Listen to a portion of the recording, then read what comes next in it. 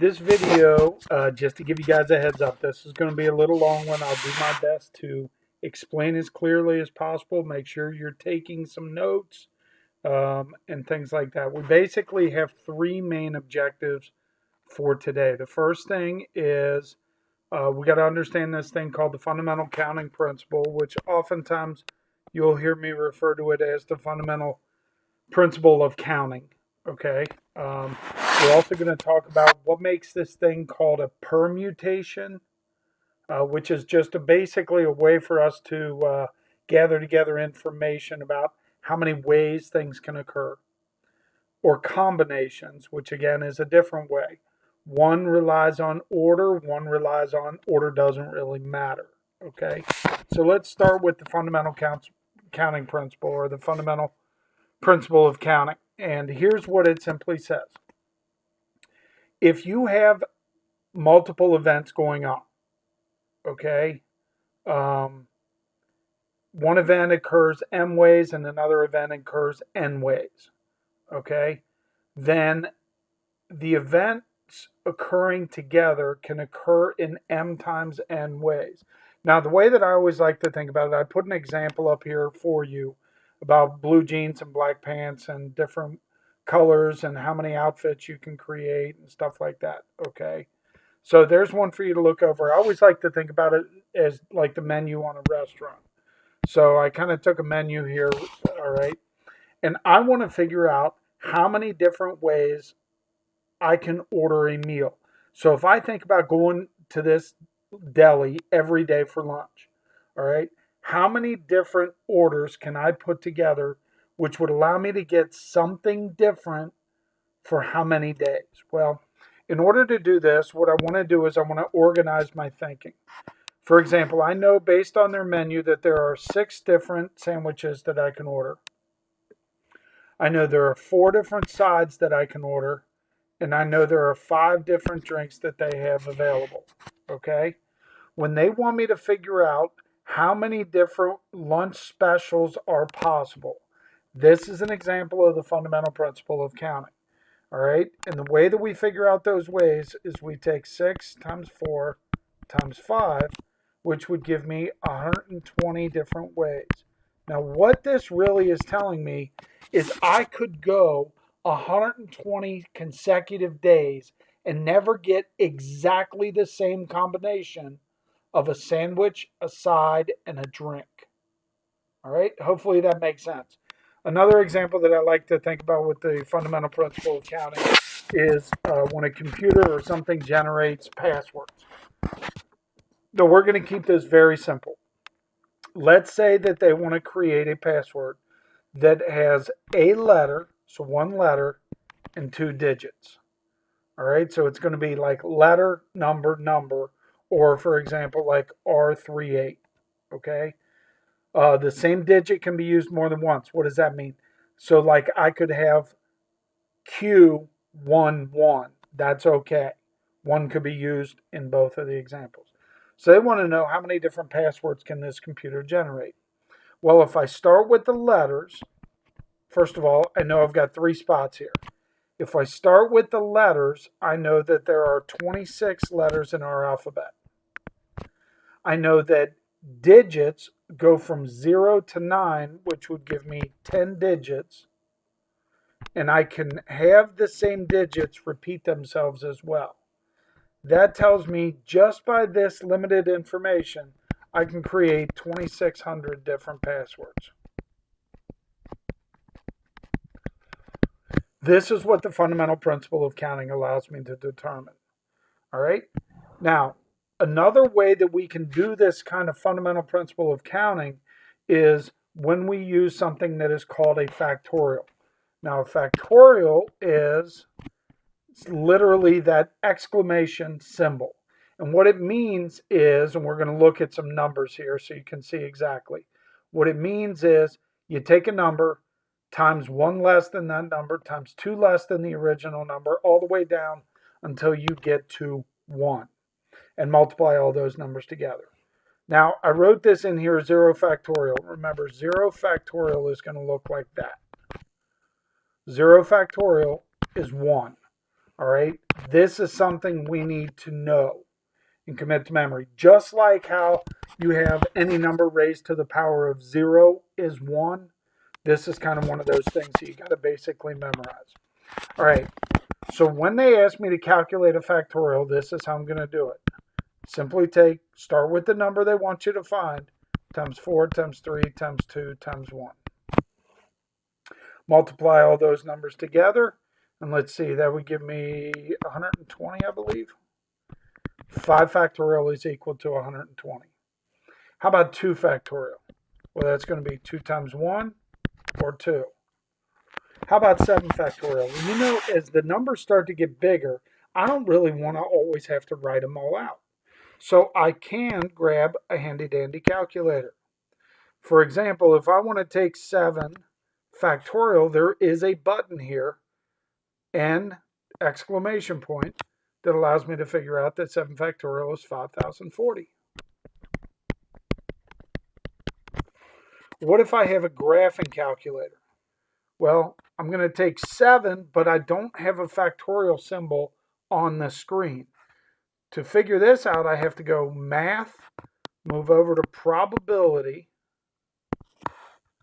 and if you notice, number 4 is the exclamation point or the factorial symbol, so I hit 4 and then hit enter and it calculates it for me, 5040. So a calculator can be a great tool. Not all calculators, though, will have the factorial symbol. So you got to check on your calculator if it does or not. All right, the second major topic that we want to talk about is something called a permutation. And the key for a permutation, it's an arrangement of items in which order is important. Order matters, okay? When it is a permutation, I can actually use the fundamental principle of counting to figure out the number of permutations that could occur. All right, so let's look at an example here. It says, let's say you download 8 songs on your music player. If you play the songs in a random shuffle option, how many different ways can the sequence of songs be played? Well, what this is really saying is 8 factorial. In other words, it's saying there were 1, 2, 3, 4, 5, 6, 7, 8 different spots to fill in. I have 8 songs to choose in the first position. Well, after I play that song, I don't want it to repeat, so then I've got 7, 6, 5, 4, 3, 2, 1. And then if I grab my calculator, I can figure this out. 8 factorial, that's 40,320 different ways that a shuffling of songs could go on. If I only have 8 songs on my music player. It's kind of crazy if you think about it. All right? How about if I have 12 books and I want to put them on a shelf? Holy cow. Well, this would be 12 factorial. Or in other words, there would have been 12 spots to fill in.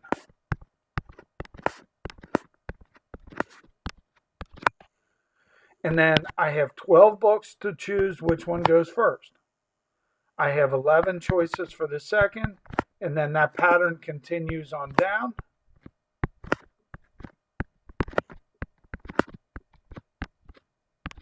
All right, so how many ways can I arrange these books? Let's take a look. 12 factorial, holy cow.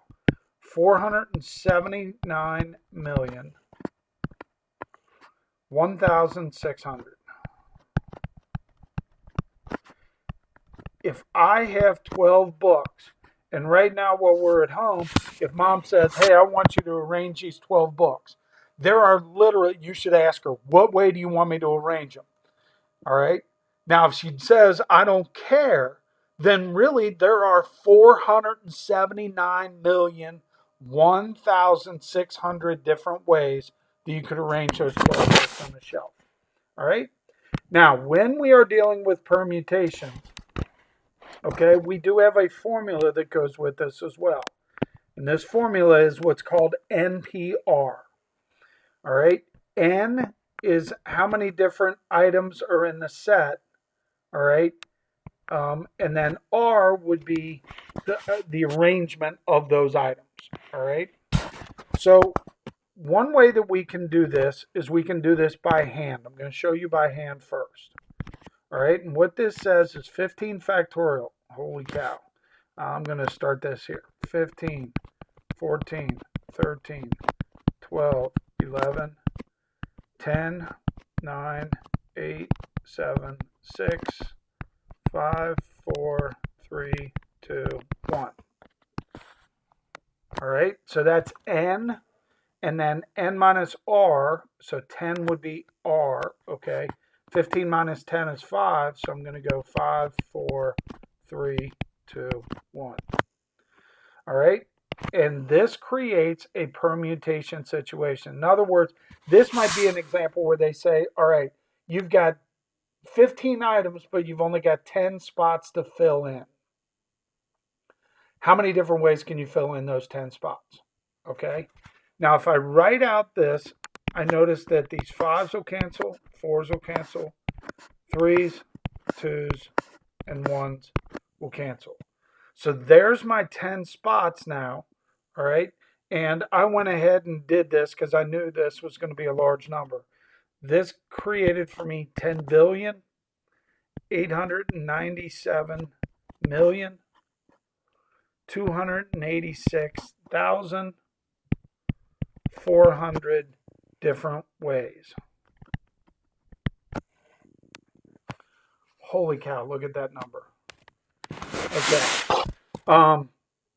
So let's say that I wanted to do this on this calculator. This calculator does not have an NPR button. So literally, what would I be doing? Well, I would be doing this 15 times 14 times 13 times 12 times 11 times 10 times 9 times 8 times 7 times 6. I think I got them all right. Let's see, did those numbers match up? All right, here we go. Yes, those numbers match up. If you have a graphing calculator, here's kind of the beauty of a graphing calculator. All right, if I wanted to do this, I need to think of it as a permutation in the NPR form. So this would be 15p10. If I go to the graphing calculator and I type in 15, I go back to that probability function. And I see the number 2 there is NPR. I'm going to hit 2 and type in 10. And it does the calculation for me. Now remember, what this 1.0897286 e to the 10th, that's scientific notation. So I would need to convert that number, either write it scientifically or convert that number to what we have right here. All right. Now let's not forget about this problem. Let's say that I have 10p6. Well, now that I've shown you on a calculator, you could go to the graphing calculator and type in 10p6. I'm going to show you how to do it by hand. All right. So what 10p6 tells me is I need 6 spots. 1, 2, 3, 4, 5, 6. I'm going to start with the number 10 and go down by 1 each time. 10, 9, 8, 7, 6, 5. Now, this was the same thing, guys, remember, as 10 factorial over 10 minus 6 factorial. I just prefer to write it this way that I did using the blanks. So let me do that one more time just so you can all see it. All right. Technically, the way that I have written 10 factorial over 10 minus 6 factorial is the way that you can do it. But I like to do it this way. 6 tells me how many blanks. So the R tells me how many blanks I need. And then I start with 10 and go down by 1 each time. I then grab my handy dandy calculator and I go 10 times 9 times 8 times 7 times 6 times 5. Make sure I didn't skip anything. And I get 151,200. 151,200 ways. All right. So now let's try to start applying this. And why is this a permutation situation? All right, it says an environmental club is electing a president, vice president, and treasurer. Right now, when I read this, because they are specifically picking 3 unique spots, I know this is a permutation. How many different ways can the officers be chosen from 10 measures? Well, this tells me I have a permutation 10p3. Now, again, the way that I like to do this, you can type it into your calculator. I like to go 1, 2, 3 blanks, 10 times 9 times 8, which would give me 720 different ways that we can select the officers. All right? Let's say we have 12 swimmers in a race. All right, and how many possible ways can the swimmers finish first, second, and third? Here's a scenario again. Order matters. Order is important. If order is important, it is a permutation. Now, I have a total of 12 swimmers in the race, and we are finishing in 3 different positions, first, second, and third. This would be 12p3. I can either go to the calculator, or I could go 3 blanks, 12 times 11 times 10. And if I multiply that out, I get 1,320 ways. All right. So the last kind of ways that we can organize or gather our totals here is through this thing called a combination. In a combination, order is not important. So for example, if I were in the class with you guys and I said that I'm going to use 5 volunteers to go do this job for me. It doesn't matter whether you are picked first, second, third, fourth, or fifth. You're part of that group that is going to go. That group tells me it's a combination. It doesn't matter whether you were picked first or last. You were picked as part of a group. Okay? All right. The example I have here is if you select 3 different fruits to make a fruit salad. The order in which you pick the fruits doesn't matter. All 3 of the fruits are going to be in the fruit salad. Okay? Now we have a formula for combination just like we did for permutation. And this says NCR is equal to n factorial over r factorial n minus r factorial. Now, as we saw before, there is a button on the calculator. So let me do the 9C4 here, guys, that they do an example of on the calculator. If I type in 9, math, go over to probability. If you notice, the third one down is a combination. And what did they say it was? 9C4. Type in the 4, hit equals, and it tells me 126, which is exactly the same thing that they got in this example.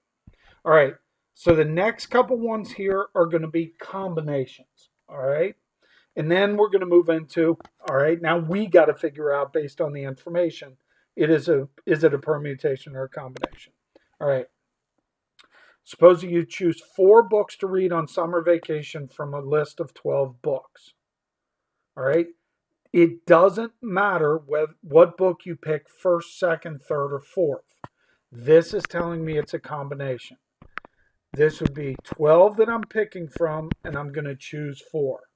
I can do this on a calculator, but let me show you how I like to do it by hand.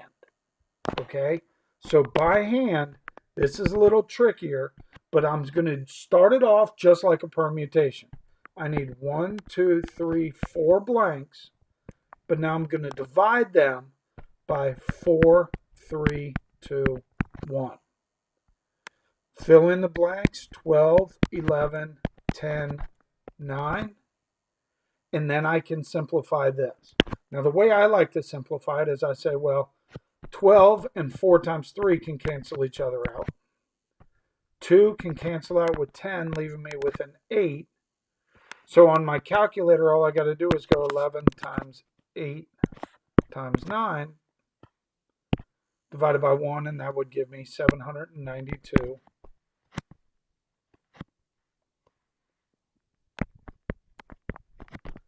different ways. 792 different ways. Now, let me make sure that I did that right. I want to make sure. So let's just try this. 12 times 11 times 10 times 9. So that'd be 11,880 divided by 4 times 3 times 2 times 1, which would be 24. And if I take 880, divided by 24, I get 495. I thought I typed something in wrong up here. Let me try this again. 11 times 8 times 9. Why am I getting something wrong there? Oh, I know. Man, that was a dumb mistake. My apologize, fellas. 2 cancels with 10. I should have a 5 right there. Holy cow. Sorry about that.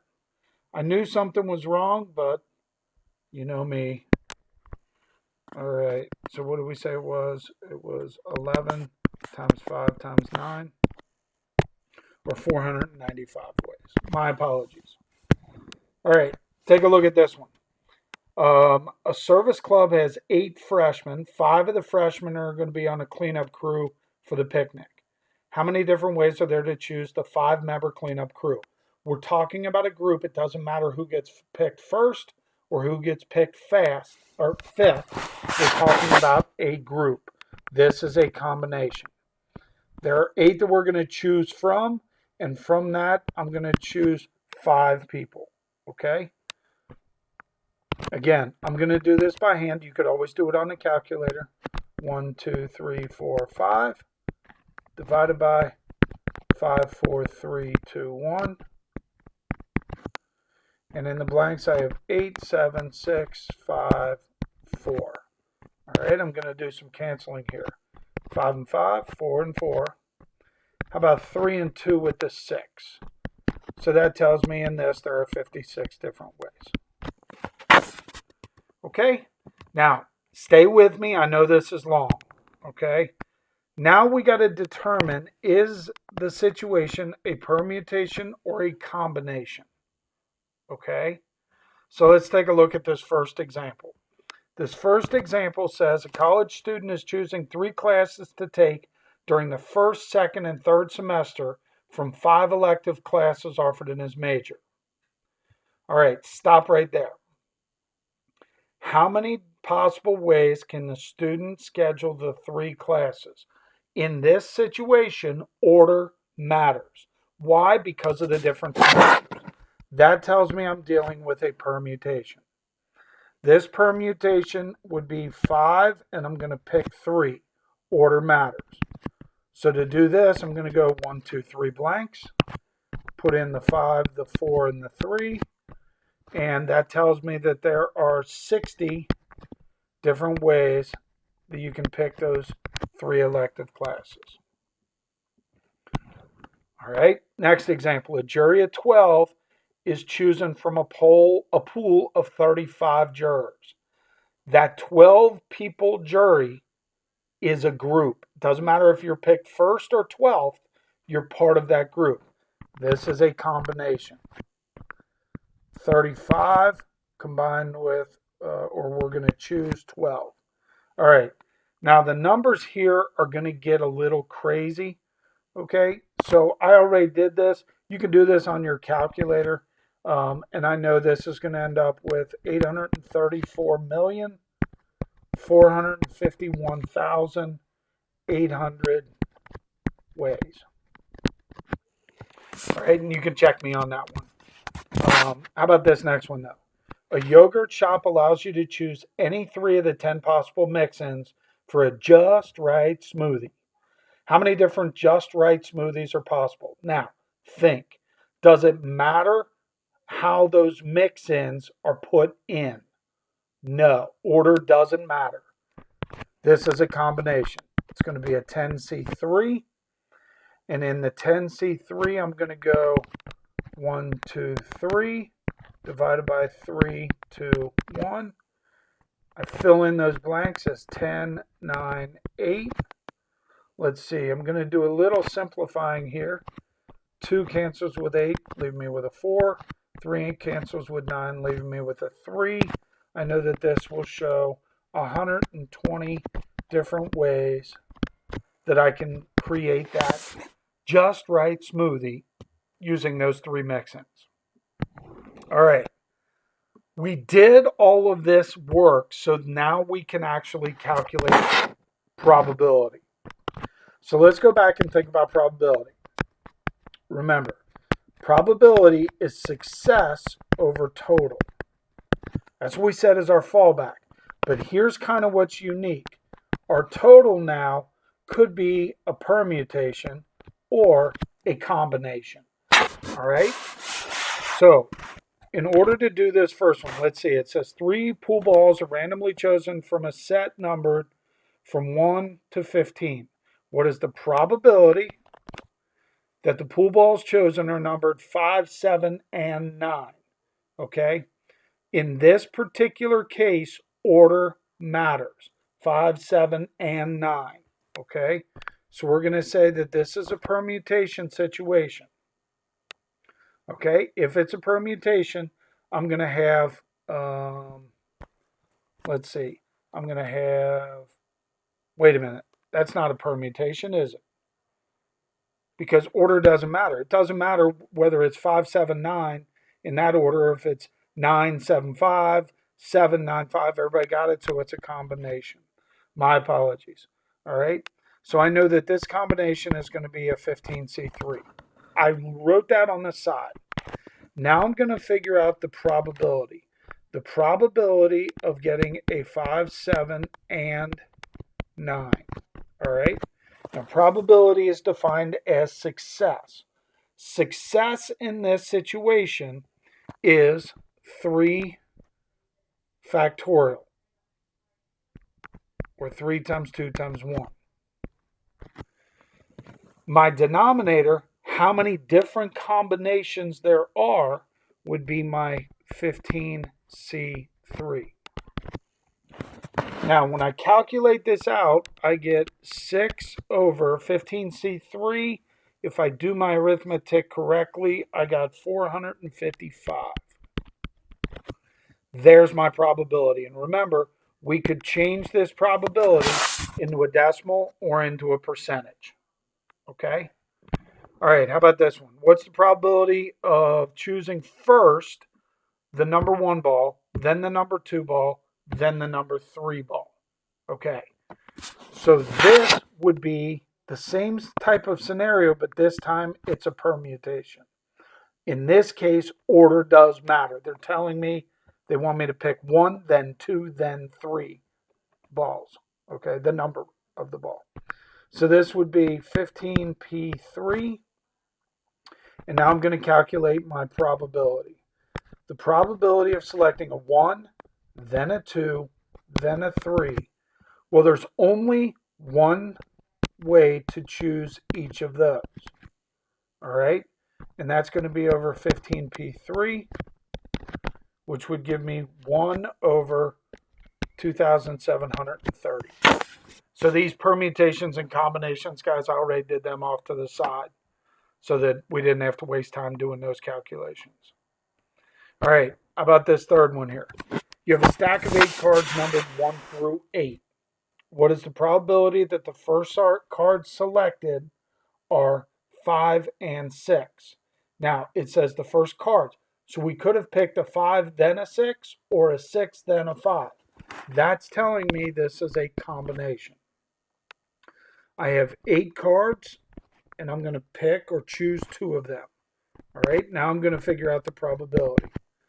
All right, there's 2 different cards to choose from. So on top, I have 2 factorial, or 2 times 1. On the bottom, I have 8C2. And this would give me 2 over 28, which I could reduce to 1 over 14. I could change it to a percent or to a decimal. All right. Finally, last question. Win the lottery. 6 numbers are chosen or drawn at random from a pool of 50 numbers. All right. In this particular case, the order in which the numbers get chosen doesn't matter. All right, this is a combination. I'm going to take 50 and choose 6. All right, now to figure out the probability, all right, the probability here in this scenario, how many winning tickets could there be? Well, there's only one winner. All right, out of 50C6. And this would give me my probability of holding the winning ticket is 1 over 15,890,700. That's not very good odds. I know this was long. I hope this helps. Good luck to everybody. Let me know if you have any questions or need some more clarity. I would also encourage you guys look at other videos on permutations and combinations on the internet.